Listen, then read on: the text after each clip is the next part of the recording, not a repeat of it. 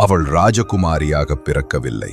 அவளிடம் செல்வமோ படையோ அதிகாரமோ இல்லை. ஒரு ஆதரவற்ற சிறுமி, அகதியாக வளர்ந்தவள், பெரும் பேரரசின் ஆட்சியில் வாழ்ந்த ஒரு வெளிநாட்டு பெண். ஆனால் தேவனின் தெய்வீக நோக்கத்திற்காக அவள் தேர்ந்தெடுக்கப்பட்டாள். யதார்த்தமாய் அல்ல, அழகினால் மட்டுமல்ல, கிருபையால் தேர்ந்தெடுக்கப்பட்டாள். ராஜாக்கள் தங்க பானங்களில் குடித்துக் கொண்டிருந்தார்கள். மந்திரிமார்கள் ரகசியமாக சதி செய்து கொண்டிருந்தார்கள்.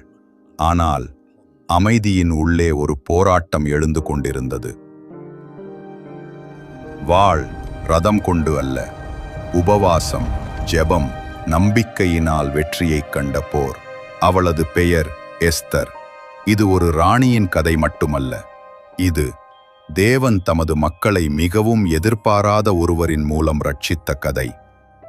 இது எஸ்தரின் சரித்திரம்.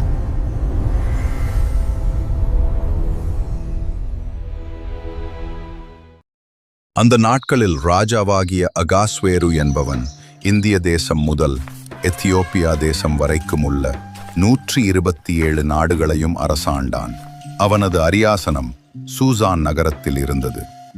அவனது மகிமையை காட்ட அவன் 180 நாட்கள் நீடித்த பெரும் விருந்தை ஏற்பாடு செய்தான். தங்கப்பானங்கள், முடிவில்லாத திராட்சரசம், பல உணவு வகைகள் என ராஜாக்கள், மந்திரிகள், இராணுவ தலைவர்கள் உண்டு மகிழ்ந்தனர். ஆனால் அந்த விருந்தின் முடிவில் அவன் அகங்காரத்துடன் ஒரு உத்தரவு கொடுத்தான். அவனது ராணி வஸ்தி என்ற அழகான பெண் இருந்தாள். அகாஸ்வேரு தனது அரசவில் இருந்த அனைவருக்கும் வஸ்தியின் அழகை காட்ட விரும்பினான். வஸ்தி ராணியை விருந்தினர்களுக்கு முன் அழைத்து அவளது அழகை காணச் சொல்லி அவளை வரச் சொன்னான்.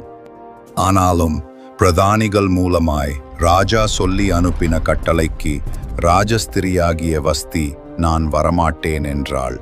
அவனது பெருமை காயமடைந்தது. கோபத்தால் நிறைந்த அகாஸ்வேரு ஆலோசகர்கள் கூறியபடி வஸ்தியை ராஜ்யத்திலிருந்து வெளியேற்றி அவளுக்கு பதிலாக ஒரு புதிய ராணியை கண்டுபிடிப்பதாக சத்தியம் செய்தான். ஆனால் அந்த முடிவில் கூட தேவனின் கை செயல்படத் தொடங்கியது. ராஜாவின் கோபம் குறைந்தபோது அவன் புதிய ராணியை தேடினான். பெரிய ராஜ்யம் முழுவதும் அழகிய இளம்பெண்களை சேகரிக்க செய்திகள் அனுப்பப்பட்டன. அவற்றில் ஒருத்தி பாரசீக பெயரில் எஸ்தர். இந்த எஸ்தர் ஒரு அழகான யூத பெண். அவள்